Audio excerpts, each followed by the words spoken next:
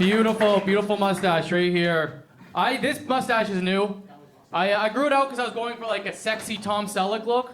All I've been getting from people is Bob's Burgers, okay? I want people to call me like a straight Freddie Mercury. Somebody called me gay Hitler. I was like, the fuck?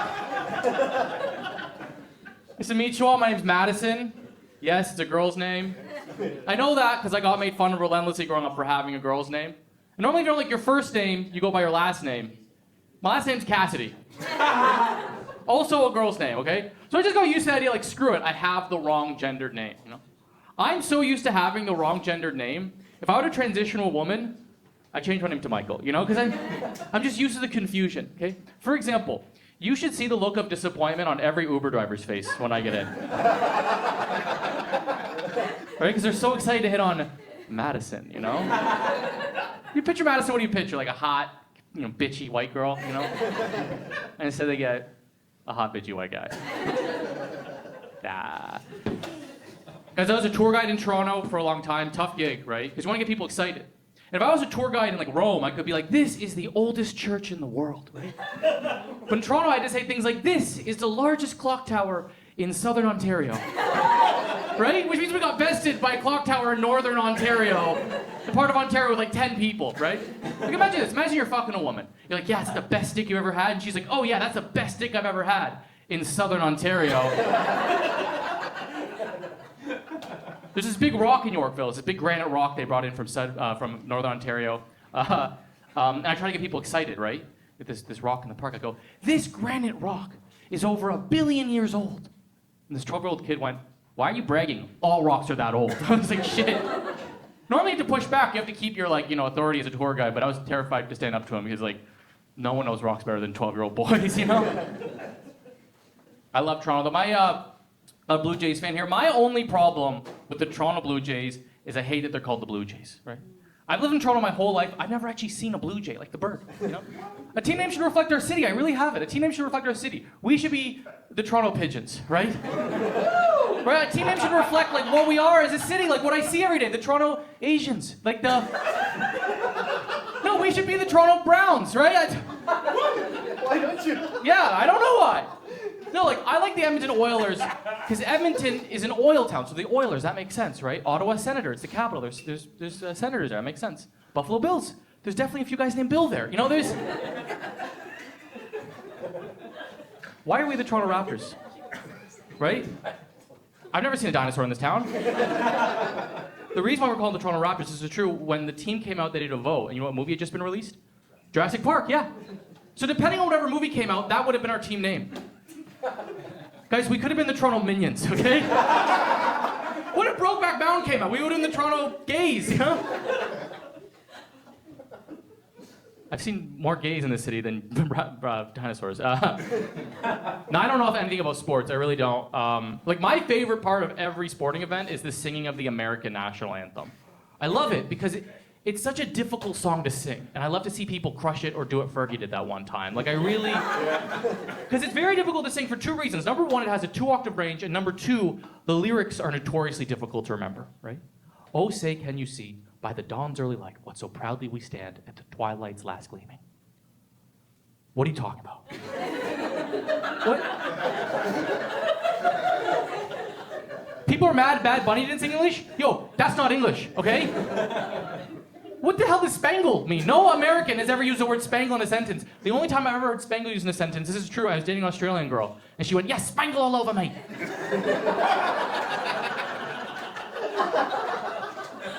I didn't know what it meant, so I saluted her. I was like, okay. Oh, say can you? I'm a very proud Canadian, but the American anthem, it's a much better song than the Canadian one, right? It's just powerful, right? Rockets, red glare, bombs bursting in air. They're blowing up bombs. They're shooting off rockets. What are we doing in our anthem? We're just standing on guard for thee. Like, what the hell? What is it, Shakespeare in the Park? Listen to how they describe their land. Land of the free, home of the brave. That's powerful. Listen how we describe our land. Far and wide. Even the title of their song, The Star Spangled Banner, that sounds powerful, you know? Sounds like a professional wrestler. Welcome to the stage, The Star Spangled Banner. You know, listen to the title of our song. Oh, Canada, you know? Sounds like a gay love letter, you know? You're so glorious and free, you know? The American anthem sometimes features a fighter jet flyover. Oh, say, can you? It sometimes features a sonic boom if you're lucky. That's powerful. If we're lucky, sometimes our anthem features French. You know? Yeah. You guys are great. I will say this. So my grandma recently died. It's okay. There's a joke coming. No, but I was tasked with canceling her phone plan. I don't know if you were trying to cancel a phone plan. This is true. My parents can you cancel? It's impossible. Yeah. When you try to cancel it, they immediately just transfer to someone whose entire job it is just to stop you from canceling it. And they don't listen to you. They're just going through their scripts. I was like, hi, I'd like to cancel his phone plan. They're like, we're so sorry to hear that, Verna. I'm like, no, Verna's dead. We need to cancel his phone. Like, he swear to God, he goes, Verna, we'd like to offer you free evenings and weekends. I was like, you're gonna have to offer me a medium if Verna's ever gonna use his phone again. Eventually, this is true. They offered me free Apple TV for 3 months. Which is an insane deal. So I was like, fuck it, I'm Verna. She lives through me. No,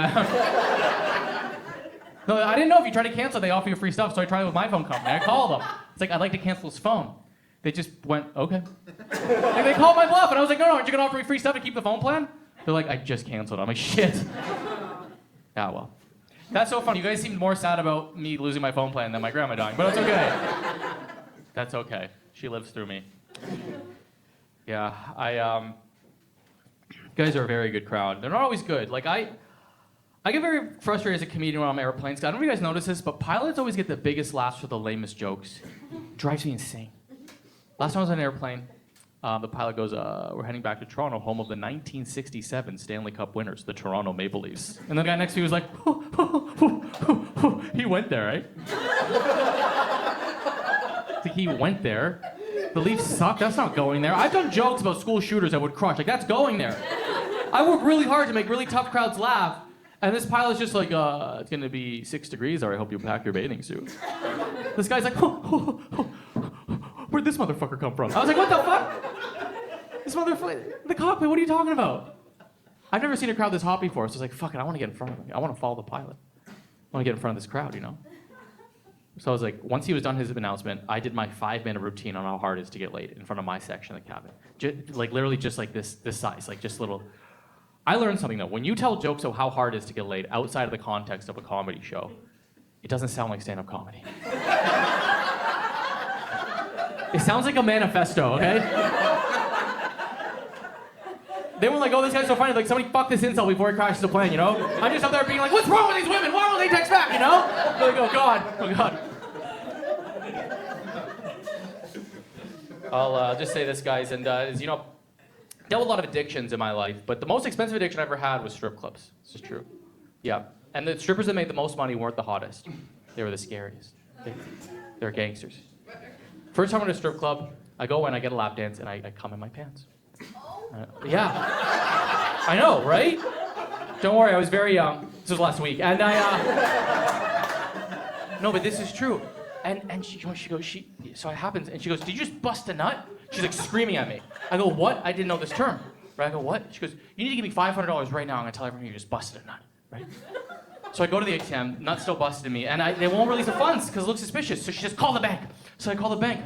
And she goes, I need to, release the funds. He goes, no, we're trained in this. We can tell you're being extorted. I go, no, sir, you don't understand. I'm in the club right now. I just busted a nut. I need the money. I go, oh, do you know what busted a nut means? He goes, yeah. He goes, yo, literally 50% of my job is dealing with this exact situation, okay? He goes, here's what you're gonna do, okay? Nothing to be ashamed of there. Nothing to be ashamed of. Everyone was busting a nut, okay? He goes, just leave. She's not gonna do anything. Trust me. And I left. She didn't do anything. He saved me $500, and I've been banking with Scotiabank ever since, guys. Thank you guys so much. Guys, give it up for Cole Show.